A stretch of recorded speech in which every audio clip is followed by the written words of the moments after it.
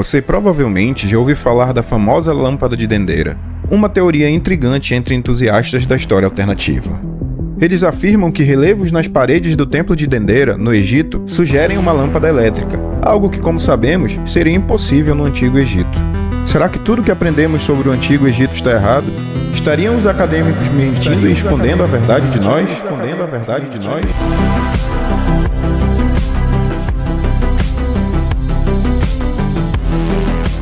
E aí pessoal, sejam muito bem-vindos a mais um vídeo aqui no canal. Eu me chamo Edson Almeida, sou professor historiador. E aqui no canal Contextologia nós falamos sobre história antiga, arqueologia, divulgação científica e vez ou outra nós desmistificamos algumas pseudoteorias relacionadas a essas áreas. O que é exatamente o caso do vídeo de hoje. Nós vamos falar hoje sobre a lâmpada de Dendera, vocês já viram ali na nossa intro. E esse vídeo aqui é importante, gente, porque vocês vão ver como essas pessoas que propõem essas teorias de história alternativa criam essas narrativas mirabolantes em torno de uma imagem e ignoram totalmente o contexto, ou seja, as inscrições que fazem parte ali daquela arte. Bom, mas é para isso que nós estamos aqui, né, gente? Para contextualizar e entender o que realmente era a lâmpada de Dendera, de acordo com o que os próprios egípcios registraram nas paredes do Templo de Dendera. Então, sem mais enrolação, bora pro vídeo.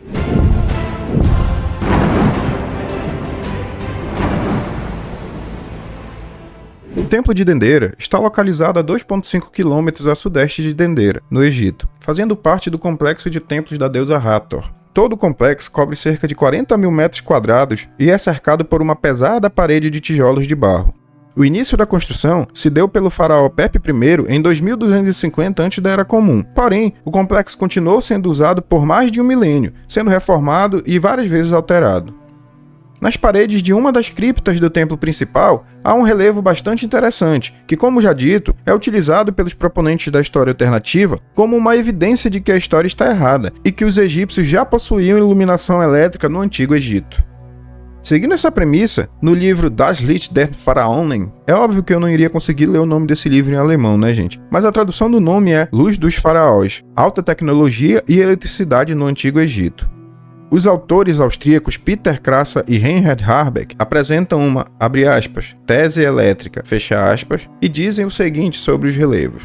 As paredes são decoradas com figuras humanas ao lado de objetos que lembram lâmpadas de grandes dimensões. Dentro desses bulbos existem cobras em linhas onduladas. As caudas pontiagudas das cobras saem de uma flor de lótus, que sem muita imaginação pode ser interpretada como o soquete do bulbo. Algo semelhante a um fio leva a uma pequena caixa na qual o deus do ar está ajoelhado. Adjacente a ele está um pilar de 2 braços, como um símbolo de poder que está conectado à cobra. Também notável é o demônio parecido com um babuíno segurando 2 facas nas mãos, que são interpretadas como um poder protetor e defensivo. E como vocês podem ver, o livro dele contava até com um mapa sistemático indicando o que seria cada uma das peças, ou seja, cada um dos hieróglifos constantes ali naquela arte.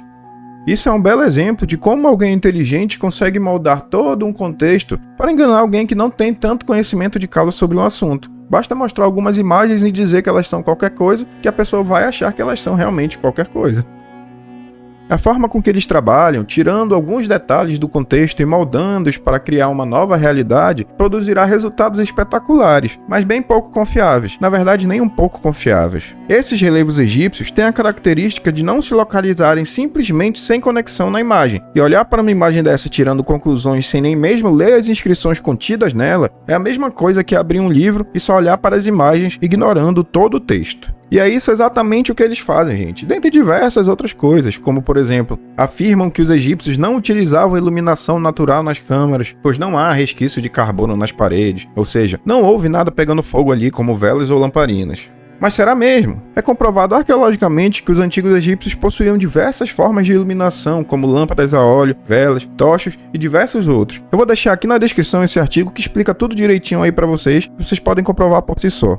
Outra coisa que eles também afirmam, gente, é que o oxigênio em tais câmaras era tão escasso que não sustentaria a combustão por sequer 1 minuto. Realmente teria que ser uma fonte de luz elétrica, pois uma fonte de luz natural, ou seja, fogo, que utiliza a combustão, não duraria mais de 1 minuto, segundo eles, né, galera? Bom, a própria lógica contraria essa afirmação. Se não havia combustível para a queima, obviamente não haveria oxigênio para as pessoas também, pois não seria possível respirar por mais de 10 minutos, levando em consideração que a combustão utiliza 10 vezes mais oxigênio do que uma pessoa comum respirando, como nós podemos ver nesse artigo que eu também vou deixar aí na descrição para vocês comprovarem por si só.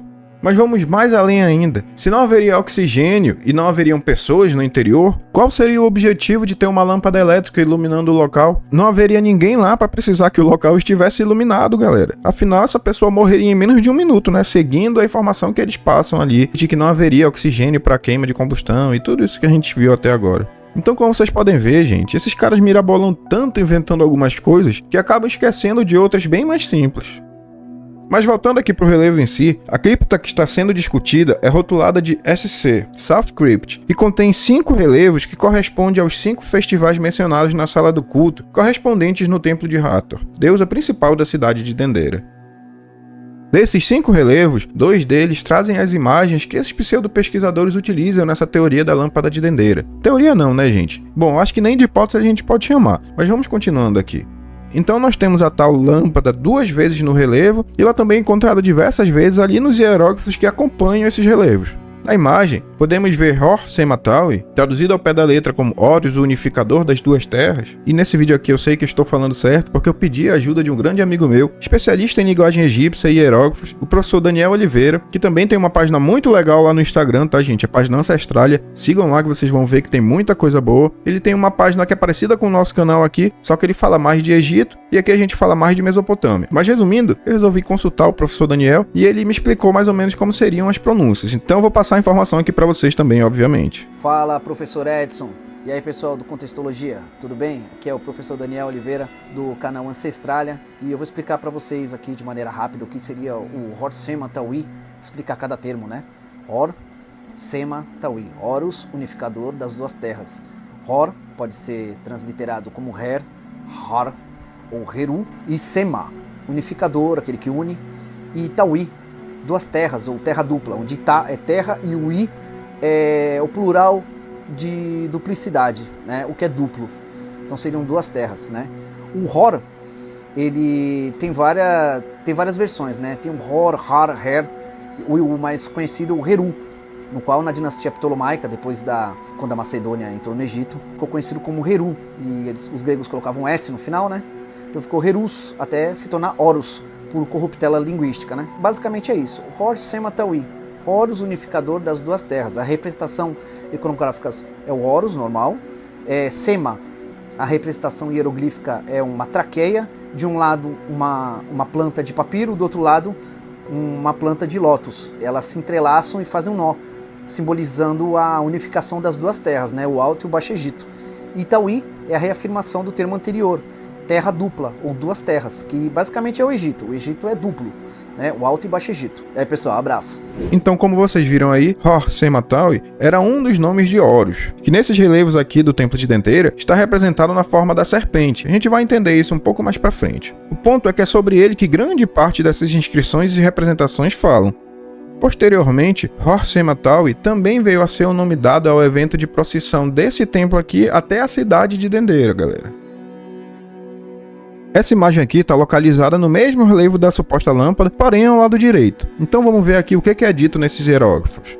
Palavras faladas por Horus, unificador das duas terras, o grande deus que reside no centro de Dendera. Ouro, altura 4 cúbitos, barca do dia solar feita de metal, flor de lótus de ouro. Palavras faladas por Horus, unificador das duas terras, o grande deus que reside no centro de Dendera, o de penas multicoloridas que está no Serek. Ouro, altura 3 cúbitos. Palavras ditas por Iri, o grande filho de Hor-Sematawi.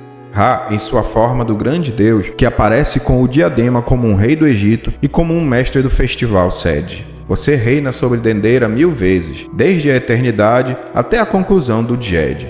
7 cúbitos.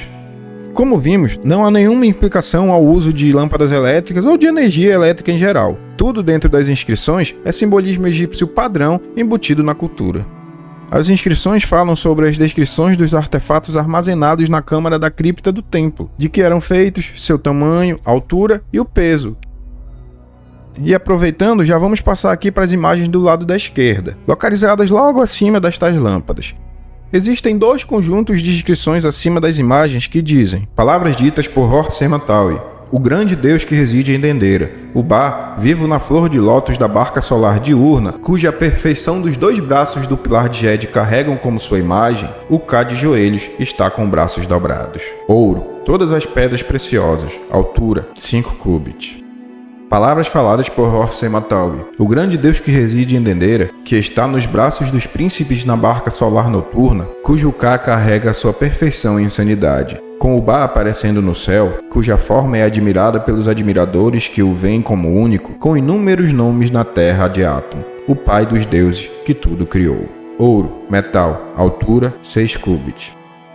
Mais uma vez, está mais do que claro que não há sequer uma implicação ao uso de lâmpadas ou eletricidade nas inscrições. Mas aos não convencidos, que eu sei que vai ter muito, vamos entender mais um pouco sobre o contexto disso aqui. Para os egípcios, assim como eles navegavam no Nilo, os deuses também o faziam. E eles encenavam tal peregrinação com suas estátuas. Assim como os mesopotâmicos também faziam, os babilônicos faziam ali na procissão do Akitu, que era a festa do Ano Novo, né? Quando uma dessas estátuas de Deus partia do seu Santos dos Santos, ou seja, do local onde ela ficava guardada, ela era transportada por um santuário portátil que ficava em um pequeno barco ou barca, pelo qual era carregada em procissão cerimonial para outros templos, ou ao redor da sua própria cidade, ou mesmo para outra cidade. Nesse caso aqui, ela saía do templo de Hathor e ia para o centro de Dendera. Isso estava simbolizando, gente, a viagem ao mundo inferior. Ra navegava no seu barco noturno, chamado Meseket. Já seu barco diurno levava o nome de Manjet. Segundo alguns egiptólogos, remonta ao período do Reino Antigo, onde Ra ainda era chamado de o Grande Flutuador de Juncos.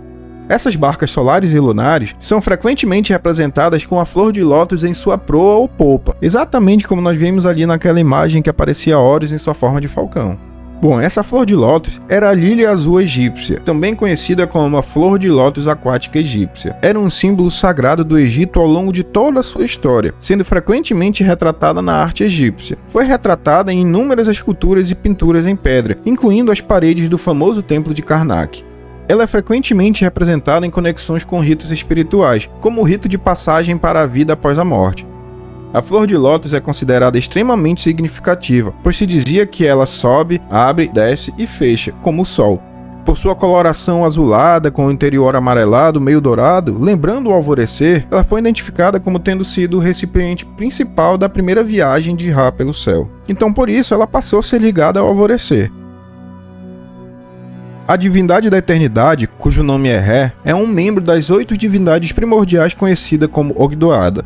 Como os outros conceitos da Ogdoada, sua forma masculina era frequentemente descrita como um sapo ou um humano com cabeça de sapo, e a sua forma feminina como uma cobra ou com um humano com cabeça de cobra. Ele também foi associado ao ar e posteriormente identificado como a divindade Shu. Como Shu, ele também é representado com os braços levantados, segurando os céus nos pilares de Ged, o que também aparece nos relevos de Dendera. O Ged é um símbolo de pilar que representa o conceito de estabilidade, resistência e firmeza. É frequentemente associado a Osíris, o submundo e os mortos. O pilar de Ged era uma parte importante de uma cerimônia chamada Levantar o Ged, que fazia parte das celebrações do Hebsed, as celebrações de jubileu de faraós egípcios. O ato de levantar o Ged foi explicado como representando o triunfo de Osíris sobre Sete. O autor M.R. Rees explica muito bem sobre a importância do pilar de Ged na vida egípcia. O símbolo Ged também é utilizado em uma cerimônia chamada Levantar o Ged. Esta cerimônia destina-se a representar o triunfo de Osíris sobre Sete. Durante a cerimônia, o faraó utiliza cordas para erguer um pilar com o auxílio de sacerdotes. Isso coincidia com a época do ano em que o ano agrícola começava e os campos eram semeados. Esta era apenas uma das partes de um feriado de 17 dias de festivais dedicados a Osíris. No geral, a cerimônia de levantar o Ged representava tanto a ressurreição de Osíris quanto a força e a estabilidade do monarca. Note que na representação das supostas lâmpadas podemos ver o Ged com os braços erguidos, uma alusão ao ato de levantar o Ged que acabamos de citar. Mas então, gente, se aquilo não são lâmpadas, o que são? Onde os proponentes da história alternativa veem uma lâmpada, os egiptólogos veem uma representação bem conhecida na mitologia egípcia antiga. Em poucas pesquisas em qualquer léxico, fica bem claro que o que para eles é energia é na verdade uma cobra emergindo de uma flor de lótus. O objeto, que para eles é um bulbo, era na verdade o útero da deusa do céu Nut, a esposa do deus da terra Geb, através do qual o deus Sol viajava todos os dias. O consenso entre os egiptólogos é de que a cobra que vemos no meio do objeto em forma de bulbo é exatamente o deus que é citado ali nas inscrições, o Horus. Então, gente, essas tais lâmpadas tratam-se na verdade de um hieróglifo catalogado e bastante conhecido, encontrado em diversos textos egípcios. Então, como nós vimos, gente, não tem nada de energia elétrica representada ali em Dendeira, não tem nada de lâmpada representada ali em Dendeira. Toda essa historinha de lâmpada de Dendeira saiu da cabeça de pessoas que não têm conhecimento de causa sobre o assunto. E, gente, cumpre ressaltar que sim, os antigos egípcios possuíam uma tecnologia bem avançada para o seu tempo, com toda certeza. O ponto é que ela é avançada apenas em relação ao contexto tecnológico de outras culturas que viveram na mesma época, mas nada fora do tempo ou que mostre que a história está totalmente errada, como esses entusiastas afirmam. Inclusive, se você procurar a palavra tecnologia no dicionário, nós já falamos disso em outros vídeos, mas vamos falar aqui de novo, você vai encontrar teoria geral sobre técnicas, processos, métodos, meios e instrumentos de um ou mais ofícios do domínio da atividade humana. Então, gente, a maioria das pessoas está acostumada a confundir o termo tecnologia com a utilização de máquinas, circuitos e eletricidade e por aí vai. Porém, ao analisar o significado etimológico correto e oficial do termo, logo percebemos que a tecnologia não é apenas um computador, um carro, um celular e eletricidade, mas qualquer que seja o instrumento que dinamize e facilite uma atividade. Em resumo, um galho utilizado por um neandertal para alcançar uma fruta que esteja longe já é tecnologia. Uma arma para caça ou defesa pessoal já é tecnologia. Um simples calçado de casca de árvores já é tecnologia. Até um cálculo já é tecnologia, pois facilita e nos ajuda a chegar a um resultado. Sendo assim, com toda certeza os egípcios possuíam uma ótima tecnologia, pois dominavam com bem mais proficiência as técnicas de construção, agricultura, movimentação de blocos, astronomia e outras diversas. O que chamamos de belas artes ou decorações ali no templo de Dendeira tinham realmente um propósito, uma intenção e um significado que eram holísticos e interconectados à visão de mundo daquela cultura naquela época. Então, gente, ao ver a parede de um templo que contém tanto inscrições quanto belas imagens, devemos tratá-las como um todo. Na maioria, se não em todos os casos da história antiga alternativa, aqueles que promovem essas ideias fantásticas negligenciam a tradução das inscrições que acompanham as imagens, como no caso da famosa bolsa Anunnaki, que de bolsa e de Anunnaki não tinha nada. Nós temos um vídeo aqui explicando o que realmente era a tal bolsa Anunnaki. Se não viu, depois desse vídeo vai lá e veja, que eu vou deixar aqui na descrição o link e ali nos cards também, beleza? Mas o ponto é que as pessoas hoje estão muito familiarizadas com uma lâmpada e a sua aparência, e ao olhar para objetos e símbolos desconhecidos, o cérebro tentará rapidamente identificar como algo familiar. É a famosa pareidolia, que nós já falamos em diversos vídeos aqui também, gente. E é exatamente por isso que o contexto é tão importante. Não é à toa que o nome do nosso canal é Contextologia, né, galera? O estudo dos contextos. E as inscrições que acompanham as imagens sempre fornecem um contexto necessário para a interpretação adequada das mesmas. Nesse caso aqui do Templo de Dendeira, os relevos e inscrições não descrevem uma lâmpada, não descrevem eletricidade, não descrevem a pirâmide e usina elétrica, nem nada do tipo, gente. Eles simplesmente descrevem os materiais e as dimensões das estátuas utilizadas em vários festivais associados ao Templo de Dendeira. Após o final dos eventos e procissões, essas estátuas eram recolhidas e guardadas nas criptas dos templos de Dendeira. Vocês podem ver que as inscrições inclusive listam os itens que eram utilizados e ali ficavam armazenados, o tamanho, o peso e por aí vai. E esses festivais eram bem conhecidos e comumente praticados pelos antigos egípcios por séculos, tá, gente? Então, é óbvio que eles precisavam sim guardar muito bem guardadas essas estátuas. Inclusive, registrar ali o material e o peso delas, caso alguém viesse a saquear alguma coisa. Vocês sabem que no Antigo Egito, saque era o que mais acontecia. As próprias tumbas de faraós egípcios foram saqueadas bem antes do período conhecido como Antigo Egito acabar. Mas isso é assunto para outro vídeo. E quanto às imagens em relevo, já evidenciamos que são os símbolos comuns, diretamente relacionados à cosmogonia e mitologia do Antigo Egito. E se há alguém aí que ainda não se convenceu, que tal responder aí nos comentários as seguintes perguntas. Se havia tecnologia elétrica ou qualquer outro tipo de tecnologia desconhecida no Antigo Egito, onde estão tais máquinas, lâmpadas e afins? Onde estão os vestígios e resquícios de materiais arqueológicos de tal tecnologia? Se o tempo se encarregou de destruí-los, onde estão os seus cacos, pedaços, ou até mesmo o pó ou resquícios de zinabres de seus componentes? Não encontramos evidências nem dos itens, nem das sobras dos itens, nem de oficinas que poderiam ter produzido esses itens, porque elas estariam registradas nas paredes de uma cripta no interior de um templo de Dendeira, e não em diversos outros relevos e papiros e palácios e afins. Se aquilo representasse uma lâmpada que utilizaria a eletricidade, onde estariam os circuitos que produziriam eletricidade para alimentar aquela lâmpada? Se esse circuito acabou com o tempo, onde estão os resquícios desses materiais que formavam o circuito? Enfim, eu poderia passar o dia todo aqui fazendo só perguntas que descaracterizam essas pseudoteorias e história e arqueologia alternativa. Mas eu creio que pro objetivo do nosso vídeo aqui já satisfaz. Bom, gente, mas pro vídeo de hoje é isso. Eu espero que vocês tenham gostado. Se gostaram, deixa aquele like. Se não for inscrito, se inscreva. Ah, galera, pra quem assistiu o vídeo até aqui, vamos fazer aquela nossa brincadeira lá. Comentem aí embaixo, Contextolotaui, beleza? Gente, espero que vocês tenham gostado. E agora eu vou deixar aqui mais 2 vídeos para vocês continuarem assistindo e ajudando nosso canal a crescer, beleza? Então valeu, galera, até o próximo vídeo.